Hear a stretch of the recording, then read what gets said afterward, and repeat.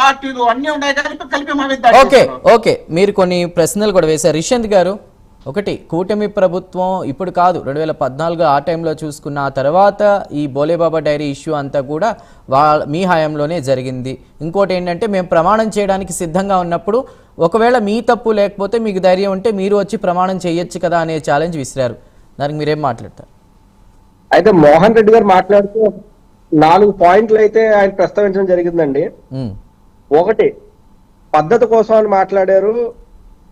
కూటమి నాయకులకి లేదన్నట్టు, లేదంటే వైఎస్ఆర్సీపీ పార్టీ నాయకులకి నిజంగా పద్ధతి ఉన్నట్టు మాట్లాడారు. రెండో పాయింట్, ఫ్లెక్స్ల వివాదం కోసం ఒకటి మాట్లాడారు. మూడో పాయింట్, అంబటి రాంబాబు గారి ద్వారా ఏ విధంగా అయితే డైవర్షన్ చేశారో ఆ విషయం మాట్లాడారు. తర్వాత మోడీ గారు వచ్చి వైఎస్ఆర్సీపీ వారికి జవాబు ఇవ్వాలని చెప్పి ఒకటి మాట్లాడారు. 5వ పాయింట్, బోలాబాబా కంపెనీ కోసం. అయితే మీరు అడిగినటువంటి బోలాబాబా కంపెనీ ఏదైతే ఉందో, ఒక విధంగా ఆ కంపెనీ 2019 వరకు కూడా అప్పటి తెలుగుదేశం ప్రభుత్వంలో ఇచ్చిన మాట వాస్తవమే. అయితే తర్వాత వైఎస్ఆర్సీపీ ప్రభుత్వం వచ్చిన తర్వాత ఎవరైతే వైవి సుబ్బారెడ్డి గారి తాలూకా ఒక ఆయన సన్నిహితుడు అంటారో, లేదంటే ఆయన సలహాదారుడో ఎవరో గాని, ఆయన పేరు అప్పన్న అనే వ్యక్తి ఎవరైతే ఉన్నారో అతను వెళ్ళి ఆ బోలాబాబా కంపెనీని బెదిరించి వారిని ఒక బ్లాక్ లిస్ట్ లో పెట్టించి తర్వాత మళ్ళీ కొద్ది కాలంకి ఆ కంపెనీ నుంచి వేరే కంపెనీల ద్వారా మళ్లించి దాని ద్వారా వీరు సరఫరా చేసిన విషయాన్ని మొత్తం చెప్పలేకపోతున్నారు పాపం వైఎస్ఆర్సీపీ నాయకులు. అది కొంచెం దురదృష్టకరం. తర్వాత ఏదైతే ఉందో పద్ధతి, అంటే ఒక గౌరవ ముఖ్యమంత్రి గారిని పట్టుకుని ఆ విధంగా ఒక మాజీ మంత్రి అయ్యండి రోడ్డుపైకి వచ్చి ఆ విధంగా మాట్లాడడం నిజమైన పద్ధతి అని మీరు అనుకుంటున్నారో ఒక్కసారి మా అందరికి కూడా తెలియజేయాలి, అది ఎంతవరకు పద్ధతో.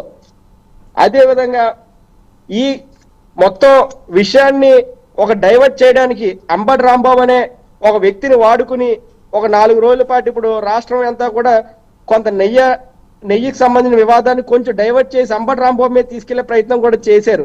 అది మనందరం కూడా చూసాం. కాబట్టి మేమైతే కూడా ఖచ్చితంగా మేము ఓపెన్ డిబేట్ కానీ, లేదంటే మేము నిజంగా ఎక్కడికి ప్రమాణంగా రమ్మంటే అక్కడికి కూడా మేము ఖచ్చితంగా ఏదైతే దర్యాప్తు సంస్థ ఇచ్చిన రిపోర్ట్ ఉందో అదే ఆధారం తప్ప దీనికోసం మోడీ గారో లేదంటే ఇంకెవరో వచ్చి ఇచ్చేది ఇంకేముంటదనేది నా భావన. ఎందుకంటే ఖచ్చితంగా రిపోర్ట్లు ఉన్నాయి. రిపోర్ట్లు అంటే ఏంటి? అది నేషనల్ రిపోర్ట్స్. అంటే ఒక మోడీ గారు ఒక ప్రధానమంత్రి నియమించిన ఒక సంస్థలే తప్ప ఏమీ కూడా ఒక జగన్మోహన్ రెడ్డి గారు ఇంకొకళ్ళు నియమించిన సంస్థలు కాదు. అవి ఒక కేంద్ర పాలిత లేదంటే కేంద్రం ద్వారా నియమితమైన సంస్థలు. కాబట్టి ఆ రిపోర్ట్ను కూడా నమ్మే పరిస్థితిలో వీళ్ళు లేకపోతే మనం ఏం చేయలేమండి. రైట్. లక్ష్మీకాంత్ గారు.